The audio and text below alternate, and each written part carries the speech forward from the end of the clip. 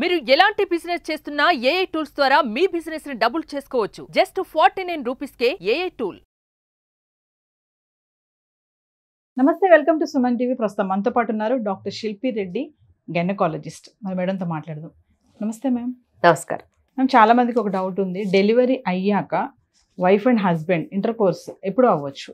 సంవత్సరానికి పిల్లల్ని ఎలాగంటారమ్మా అయితే? సో బేసిక్గా డెలివరీకి ఇంటర్ కోర్స్కి అసలు సంబంధం లేదు. ఒకవేళ నార్మల్ డెలివరీ అయితే కుట్లు ఏదైనా పడినట్టు అయితే కుట్లు మానేంత వరకు ఇబ్బందిగా ఉంటుంది కాబట్టి ఇంటర్ కోర్స్ మేము రెస్ట్రిక్షన్ చెప్తాం. 6 to 8 వీక్స్, కొంతమందికి 2 months 3 months కూడా చెప్తాం, depending on situation. Otherwise caesarean అయిన వాళ్ళు అయితే వాళ్ళకి అసలు రెస్ట్రిక్షన్స్ అంటూ ఏమి ఉండవు. అండ్ బ్రెస్ట్ ఫీడింగ్ ఇచ్చే మదర్స్ న్యాచురల్గా బ్రెస్ట్ ఫీడింగ్ వల్ల ఎగ్ ఫార్మేషన్ రాదు కాబట్టి ప్రెగ్నెన్సీస్ రావు. న్యాచురల్గానే ప్రెగ్నెన్సీకి మధ్యలో గ్యాప్ వస్తుంది. అంతే తప్పితే యాక్చువల్గా ఇంటర్ కోర్స్ గ్యాప్ అనేది ఓన్లీ సూచర్స్ బట్టి ఉంటుంది. ప్రొటెక్షన్ యూస్ చేసుకోవాల్సిన అవసరం ఉంది. బిడ్డకి మధ్యలో గ్యాప్ తీసుకోవాల్సిన అవసరం ఉంది. ఇదన్నీ కూడా చాలా చాలా అద్భుతంగా కనిపిస్తాయి వినడానికి. కానీ ఒక లేడీ 32 years 33 yearsకి ప్రెగ్నెంట్ అయ్యి డెలివరీ అయింది. 3 ఏళ్ళు గ్యాప్ ఇస్తే కుదురుతుందా చెప్పండి? వాళ్ళకి ఇంకో చైల్డ్ కావాలి, 3 years గ్యాప్ ఇస్తే కుదురుతుందా? ఆవిడ హెల్దీగా ఉంటే 1 year తర్వాత కూడా ప్లాన్ చేసుకోవచ్చు. So all these things are subject to ఓ క్లాజ్ ఉంటుంది, స్టార్ అని. చాలామంది ఉంటారు. ఇప్పుడు వాళ్ళు ఫస్ట్ ఇయర్లో ఉన్నారు, ఓ డెలివరీ అయిపోయింది, నాకు మళ్ళీ ఫస్ట్ ఇయర్ పీజీ పోస్ట్ గ్రాడ్యుయేషన్లో ఓ డెలివరీ అయిపోయింది, నాకు మళ్ళీ 3rd year అయిపోయేలోపు ఇంకో డెలివరీ అయిపోతే నేను కెరియర్ మీద ఫోకస్ చేసుకుంటాను అని అనుకునే వాళ్ళు కూడా ఉంటారు కదా. మరి వాళ్ళ పరిస్థితి ఏంటి? వాళ్ళకి మీరు గ్యాప్ చెప్పి కథలు చెప్పి స్టోరీస్ చెప్తే వాళ్ళకి కుదురుతుందా? అలాగే ఎవరి పరిస్థితులను బట్టి వాళ్ళ ప్లానింగ్ ఉంటుంది. ఇప్పుడు ట్యూబెక్టమీ చేసినా కూడా నో ప్రాబ్లమ్ మేడం? సిజరీన్ అయ్యి ట్యూబెక్టమీ కూడా అయిపోయింది అనుకోండి, అప్పుడు కూడా ఇంటర్ కోర్స్ చేసినా ఏం ప్రాబ్లం? ఏ ప్రాబ్లమ్స్ ఉండవు, అసలు ఏ ప్రాబ్లమ్స్ ఉండవు. అది వాళ్ళ ఫిజికల్ కంఫర్ట్ అండ్ వాళ్ళ బాడీని బట్టి వాళ్ళు డిసైడ్ చేసుకోవాలి. మేము మామూలుగా నార్మల్ డెలివరీ వర్సెస్ సిజేరియన్ అంటే మీరు ఏం చెప్తారు? ఎప్పుడైతే డెలివరీ నార్మల్ జరిగేలా ఉందో అప్పుడు నార్మలే చెయ్యాలి. ఎప్పుడైతే డెలివరీ నార్మల్ చెయ్యలేమో దానికి సిజేరియనే బెస్ట్. అండ్ సిజేరియన్ అయింది కదా అని మళ్ళీ సిజేరియన్స్ చేసుకోవద్దు. ఏ ప్రెగ్నెన్సీకి ఆ ప్రెగ్నెన్సీకి మనం చెక్ చేసుకోవాలి. వీబ్యాక్ డెలివరీస్ అంటారు, వెజనల్ బర్త్ ఆఫ్టర్ సిజేరియన్. అది కూడా ఒక మంచి టెక్నికే. అయితే దాంట్లో ఉన్న రిస్క్ దానికి ఉంటుంది. ప్రపంచానికి వీబ్యాక్కి రిస్క్ ఉంటుందని తెలియాలి. నార్మల్ డెలివరీ అయ్యే అవకాశాలు చాలాసార్లు ఉంటాయి. ఓ 1% 2% సూచర్స్ ఓపెన్ అయ్యే ఛాన్స్ కూడా ఉంటుంది. ఓపెన్ అయినప్పుడు తల్లి బిడ్డకి ఇద్దరికి రిస్క్ ఉండే ఛాన్స్ ఉంటుంది. రిస్క్ ఉన్నప్పుడు ఆ రిస్క్ మీరు తీసుకుంటేనే మీ బ్యాక్కి వెళ్ళాలి. రేర్గా ఉంటుంది కానీ ఉంటుంది. సిజరీన్ చేశాక స్టిచెస్ ఉంటాయి కదా మేడం, దానివల్ల ఏమైనా ఇష్యూస్ వస్తాయా? హెల్త్ ప్రాబ్లమ్స్ ఏమైనా వస్తాయి ఫ్యూచర్లో? సిజేరియన్ అనేది ఒక మేజర్ సర్జరీ. దాన్ని చాలా క్యాజువల్గా చేసి పడేశారు. ఎంత క్యాజువల్గా చేసి పడేశారంటే ఎవరైనా వచ్చి నాకు సెక్షన్ చేసేయండి అని అడుగుతున్నారు. అంటే షాపింగ్కి వెళ్ళి పట్టుచీర కొనుక్కుంటారు కదా, అలాగే నాకు సిజేరియన్ చేసేయండి, నా వల్ల పెయిన్స్ కాదు, మేము మీకు అప్పుడే చెప్పాము సెక్షన్ చేయమని, ఇలా ప్రాబ్లం అయింది అలా ప్రాబ్లం అయిందని చెప్తున్నారు. అసలు సిజేరియనే చాలా పెద్ద ప్రాబ్లం. అది జనాలకి తెలవాల్సిన అవసరం ఉంది. పక్కింటోళ్ళు ఎదురింటోళ్ళు 10 మందో చుట్టాలో ఫ్రెండ్సో చేయించుకున్నారని చేయించుకునేది సిజేరియన్ కాదు.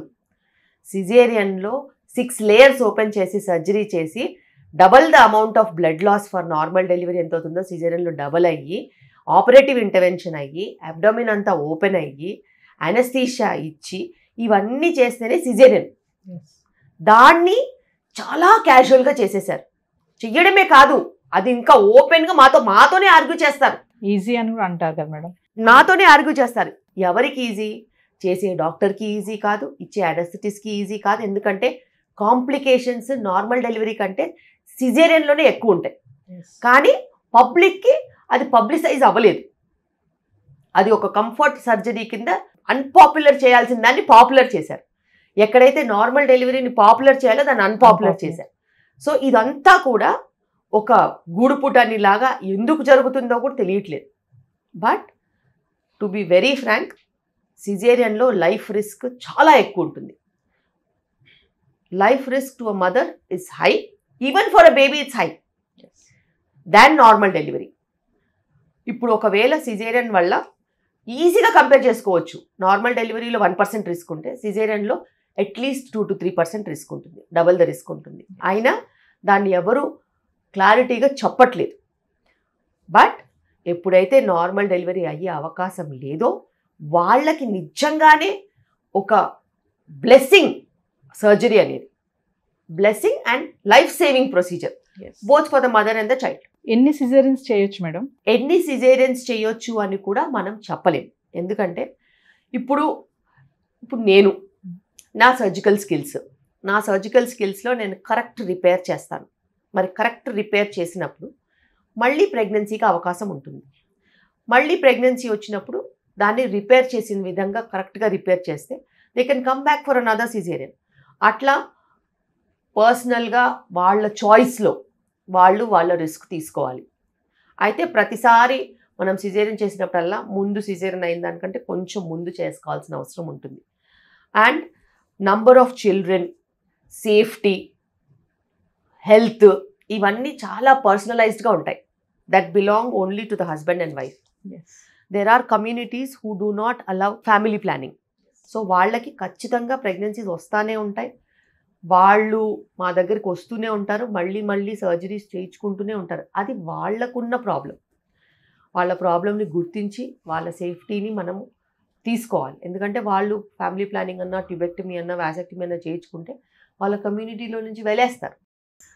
అంత రిస్క్ వాళ్ళు తీసుకోరు. సో వాళ్ళు కంటూనే ఉంటారు. అందుకే వాళ్ళు నార్మల్ డెలివరీ కావాలి అని ఎక్కువగా తిరుగుతూ ఉంటారు. నార్మల్ డెలివరీ అయితే ఇంకెన్ని డెలివరీస్ అయినా అవ్వచ్చు కదా అని అనుకుంటారు. మళ్ళీ అది కూడా కరెక్ట్ కాదు. ఎందుకంటే 4-5 డెలివరీస్ అయిన తర్వాత గ్రాండ్ మల్టీపారా అంటారు. మల్టీపారాలో కూడా పోస్ట్మార్టం బ్లీడింగ్ అయ్యే ఛాన్స్ ఉంటుంది, డెత్ అయ్యే ఛాన్స్ ఉంటుంది. ఇవన్నీ కూడా ఉంటాయి. అన్నీ తెలిసే వాళ్ళు లైఫ్ని రిస్క్ తీసుకుంటూ ఉంటారు because of their personal life. మీరు అన్నారు కదా మేడం, అంటే సిజరీన్ అయ్యాక కూడా నార్మల్ డెలివరీ అయ్యే ఛాన్సెస్ చాలానే ఉన్నాయంటారు. అంటారు కదా సిజరీన్ అయిందంటే మళ్ళీ సిజరీన్ అవుతుంది, నార్మల్ అవ్వదు నీకు ఇంకా అని చెప్తారు కదా. మీరేమో ఛాన్సెస్ ఉన్నాయని కూడా అంటున్నారు. నా దగ్గర ఇప్పటి వరకు ఈ లాస్ట్ 2 yearsలోనే అరౌండ్ 200 సిజేరియన్స్ అయిన తర్వాత నార్మల్ డెలివరీస్ అయ్యాయి. వాటిని వీబ్యాక్ అంటాం, వీబ్యాక్ డెలివరీస్. ఈ వీబ్యాక్ డెలివరీస్లో ఈ 200 వీబ్యాక్ డెలివరీస్ అప్రాక్సిమేట్గా 150-200 మధ్యలో ఉంటాయి. అందులో చాలా మట్టుకు మేము దగ్గరుండి క్లోజ్ మానిటరింగ్ చేసాం. వీటిలో కూడా 3 యూట్రైన్ రప్చర్స్ అయ్యాయి. అది నేను ఒప్పుకోవాలి. ఎందుకంటే యూట్రైన్ రప్చర్ ఎవరికైనా అవ్వచ్చు, ఎవరికైనా రప్చర్ అయ్యే అవకాశం ఉంటుంది. అది మేము వీబ్యాక్లో కన్సెంట్ ఫామ్లో కూడా ఉంటుంది. మీరు చదువుకొని ముందుకెళ్ళి చేసుకోవాలి. అండ్ వీబ్యాక్కి ఇంత రిస్క్ ఉంటుంది, ఇలా మానిటరింగ్ చేసుకోవాలి, ఇంత బ్లడ్ లాస్ ఉండే ఛాన్స్ ఉంటుంది, ఇంతమంది స్టాఫ్ ఉండాలి, ఇంతమంది నియోనెటాలజిస్ట్ ఉండాలి, ఇవన్నీ క్రైటీరియా ఉంటాయి. అండ్ రిస్క్ తీసుకునే ఆబ్స్టిట్యూషన్ ఉండాలి. అండ్ దాని ప్రకారంగా మనం వెళ్ళాలి. ఎంత జాగ్రత్తగా వెళ్ళినా కూడాను పర్సంటేజ్ వైజ్ చూసుకుంటే పర్సంటేజ్లు మారవు. 1 to 2% స్కార్ రప్చర్ ఛాన్స్ ఉంటుంది. స్కార్ రప్చర్ అయినప్పుడు నిమిషాల్లో తల్లి ప్రాణం, నిమిషాల్లో బిడ్డ ప్రాణం ఉంటుంది. కానీ అందరికీ జరగదు. ఇప్పుడు మీరు కారు కొనుక్కుంటారు. కారు కొనుక్కున్నప్పుడు కారు డ్రైవ్ చేస్తారు. యాక్సిడెంట్ అయితే కారు అమ్మిన వాడిని తిడతారా, రిజిస్ట్రేషన్ వాళ్ళని తిడతారా, రోడ్డు వాళ్ళని తిడతారా, ఎదురుగా వచ్చిన గుద్దిన వాళ్ళని తిడతారా, ఎవరిని తిడతారు? ఇట్స్ అన్ యాక్సిడెంట్ కదా. సిమిలర్గా వీబ్యాక్లో మానిటర్ చేసిన, నార్మల్ డెలివరీలో ప్రాబ్లమ్స్ వచ్చినా, సెక్షన్లో ప్రాబ్లమ్స్ వచ్చినా, ఇవన్నీ కూడా అన్ఎక్స్పెక్టెడ్ యాక్సిడెంట్స్ అంటారు. అది ఆ టైంకి అవ్వాల్సింది అయ్యింది. కానీ దాంట్లో అవుట్కమ్స్ ఏవైతే ఉంటాయో అవి భయంకరంగా ఉన్నప్పటికీను ఆ రిస్క్ మనం తీసుకున్నాం. ఎందుకు? మనం వీబ్యాక్కి ఇలా రిస్క్ ఉంటుంది కదా. నార్మల్ డెలివరీ అయినప్పుడు కూడా మెటర్నల్ మార్టాలిటీ ఉంటుందా, నియోనెటల్ మార్టాలిటీ ఉంటుందా? అది ఎందుకు ఉందంటారు? అమెరికాలో కూడా ఉంటుంది. 100% హాస్పిటల్ డెలివరీస్, పెద్ద సెంటర్స్, బెస్ట్ ఆఫ్ ఇన్స్టిట్యూట్స్లో కూడా ఉంటుంది. ఎందుకంటారు? ఎందుకంటే అది ఆ ప్రొసీజర్కి ఉన్న రిస్క్. డెలివరీ అంటేనే మరో జన్మ. అయ్యో నేను చనిపోయాను అంటే ఎట కుదురుతుంది చెప్పండి? మనము మన రిస్క్ ఫ్యాక్టర్స్ని తగ్గించుకుని మనము అరేంజ్ చేసుకుని అన్ని పగడబందీగా వెళ్తే కూడా యాక్సిడెంట్స్ అనేవి జరుగుతాయి. ఆబ్స్టెట్రిక్స్లో యాక్సిడెంట్స్ జరుగుతాయి. అండ్ ఇప్పుడు కోవిడ్ అనేది వచ్చిందిగా, ఎంతమందిని ఎగరేసుకుని పోయింది. ఎప్పుడన్నా కోల్డ్ కాఫ్ ఫీవర్స్కి అంతమంది చనిపోయారా? మరి కోవిడ్కి ఎందుకు చనిపోయారు? అది అనదర్ లెవెల్ మాస్ యాక్సిడెంట్ అంటారు దాన్ని. అలాగే ఏ ప్రాబ్లం వచ్చినా, డెంగ్యూ కూడా ఒకప్పుడు చనిపోయేవాళ్ళు కాదు, ఇప్పుడు చనిపోతున్నారు. ఎందుకంటే ఆ బాడీ తట్టుకోలేకపోయింది. అలాగే ప్రతి ప్రాబ్లంలో, ప్రతి డిజీజ్లో కొన్ని రిస్కులు ఉంటాయి. ఆ రిస్క్ వీబ్యాక్ కూడా ఉంటుంది, ఆ రిస్క్ నార్మల్ డెలివరీ కూడా ఉంటుంది, ఆ రిస్క్ డబుల్ ట్రిపుల్ సిజేరియన్ కూడా ఉంటుంది. జనాలు మూర్ఖంగా ఆర్గ్యూ చేస్తారు తప్పితే సిజేరియన్కి ఎంత రిస్క్ ఉంటుందో దానికంటే తక్కువ రిస్క్ వీబ్యాక్ ఉంటుంది, దానికంటే తక్కువ రిస్క్ నార్మల్ డెలివరీకి ఉంటుంది.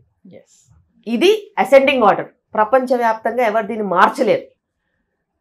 మీరు ప్రాబ్లం వస్తే నువ్వు ఇది చేసి ఉండాల్సింది, అది చేసి ఉండాల్సింది అని బాగానే చెప్తారు రుచి కాగమ్మ కథలు. ఒక్కసారి యాక్సిడెంట్ అయిందనుకో, నువ్వు నెమ్మదిగా వెళ్ళాల్సింది, నువ్వు ఆ లేన్లోకే వెళ్ళాల్సింది కాదు, నువ్వు ఫ్లైటే తీసుకోవాల్సింది లేకుండే, నువ్వు ఆ ట్రైన్ ఎందుకు ఎక్కావు, అనవసరంగా నీ పిల్లం పిలిచిందని ఎక్కావు, ఇలాంటి మాటలు ఆ టైంలో బోలెడు మంది బోలెడు రకాలుగా నాన్ సెన్స్ క్రియేట్ చేస్తారు. మా దగ్గర కూడా క్రియేట్ చేస్తారు, నానా రచ్చ చేస్తారు. ఏదైనా చిన్న బేబీకి ఏదైనా ప్రాబ్లం అయిందనుకో గొడవ చేసే వాళ్ళు చాలా మంది ఉంటారు. కానీ ఆ బేబీ రిపోర్ట్ వచ్చి ఆ బేబీకి ఎందుకు ఇలా అయిందని తెలిసిన తర్వాత మళ్ళీ అందరూ షట్ డౌన్ అవుతారు. కానీ అప్పటి వరకు చేసే న్యూసెన్స్ ఉంటుందే, ఆ న్యూసెన్స్కి భయపడే 90% ఆఫ్ ఆబ్స్టెట్రిషియన్స్ ఆపేశారు నార్మల్ డెలివరీస్ చేయడం. నష్టం ఎవరికి? నష్టం ప్రజలకి. మీరు ఒక డాక్టర్ని తొక్కేస్తే డాక్టర్ది ఏముంది, వాళ్ళు మానేస్తారు చేయడం. మానేస్తే వచ్చే నష్టం ఎవరికి? ప్రజలకి. సో నార్మల్ డెలివరీస్ చేయడం అనేది చాలా హై ప్రెషర్ జాబ్. ఒక 16 మెంబర్స్ టీమ్ని పెట్టుకుని నేను నార్మల్ డెలివరీస్ చేస్తున్నాను అని అంటే ఆ 16 మెంబర్స్ ఒకే లైన్ మీద ఉండాలి. అంటే ఒకడు తిట్టినా, ఒకరు కొట్టినా, ఒకరు చెడు మాట్లాడినా, మంచి మాట్లాడినా మనం డీవియేట్ అవ్వద్దు. మనం పొగిడినా మనం డీవియేట్ అవ్వద్దు, మనం తిట్టినా మనం డీవియేట్ అవ్వద్దు. సో అలాంటి ఒక స్టాండర్డ్ మెయింటైన్ చేస్తేనే మనం ఆబ్స్టెట్రిక్స్ చేయగలుగుతాం. లేకపోతే ఊరికే స్టేట్లో 85% సిజేరియన్ రేట్స్ అయిపోద్దా? ఆ తర్వాత రియలైజ్ అవుతారా? సో ఆ రేట్కి వచ్చే పరిస్థితులు ఏంటో ఆలోచించాలి. సిజేరియన్ రేట్స్ పెరగడానికి కారణం general public choices, general public mentality. అది మారేంత వరకు ఎవ్వరూ ఈ ప్రపంచాన్ని మార్చలేము.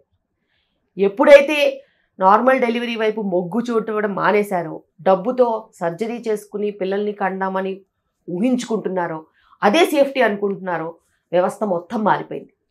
ఆ వ్యవస్థ మళ్ళీ మారాలి అని అంటే మీరు ఆ డాక్టర్స్కి నార్మల్ డెలివరీ చేసే అవకాశం ఇవ్వాలి. ఇస్తేనే వాళ్ళకి ఒక మర్యాద ఇస్తేనే, వాళ్ళకి ఒక ఛాన్స్ ఇస్తేనే మీరైనా బాగుపడతారు.